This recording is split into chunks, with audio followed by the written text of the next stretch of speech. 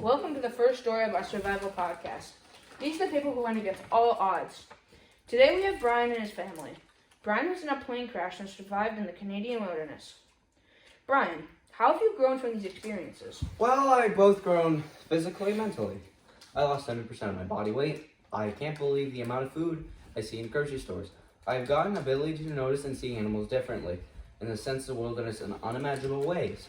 These senses, may you describe them? Well, before I used to just look at an animal and expect to see them. I soon found out in order to eat, I must use my senses. Ears and scent, not just my eyes. I now know to spot a bird, and you must look for obstructions in the wood and also sense the birds. That's very interesting. You are Brian's mom, correct? Yes, and please call me Tabitha. Okay, Tabitha. What was it like to finally see your son again? When I heard the news that my son was finally back, I was overwhelmed with joy. I was really excited to see him again, knowing he is safe. Brian, what is your view on the divorce?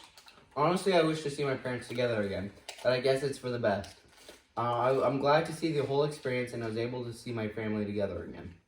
When the pilot had the heart attack, what feelings were happening in your head at that very moment?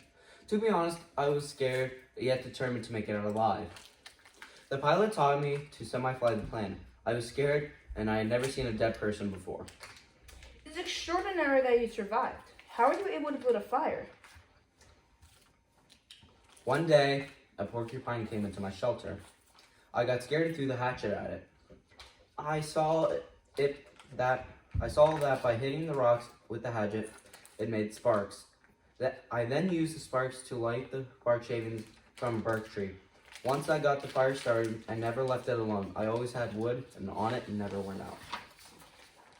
I remember you telling us about your encounters with the beasts of nature. May you explain what you meant by this? Yes. When I said that, I meant that time I got attacked by a moose. The moose charged at me and wouldn't leave me alone. I had pretended I was dead and crawled back to my shelter. I was lucky it didn't hurt my ribs too badly, or I wouldn't have survived. It was bruised, but I was able to move. Just my luck. That very night, a tornado hit my shelter. A massive tornado whipped me around and took everything. That moment, I was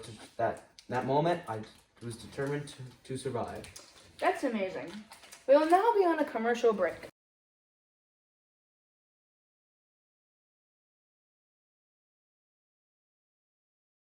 Are you losing Nerf battles that bad? Like that man you just saw? With an higher Felty, equipped with a rifle, precision aim, you'll never lose another Nerf battle. If you like this video, you can get a surplus Felty for free.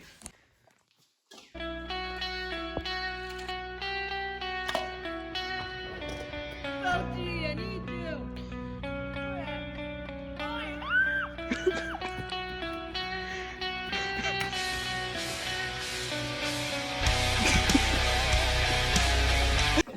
We are back from our commercial break. Continue our questions. I understand that you are his dad. What are your thoughts on this whole experience? I'm very proud of my son for learning how to survive by himself.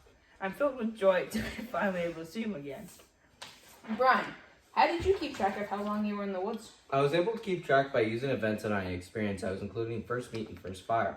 For example, first meet was when I caught my first fishy. That is very smart. I know there must have been some sadness. How did you fight this?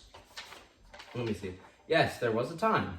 One night, I was going to cut myself with the hatchet. But I used my knowledge and my drive to survive, to never give up. That is amazing. I think we are done with the show. Thank you, and I hope the best for your family. Thank you.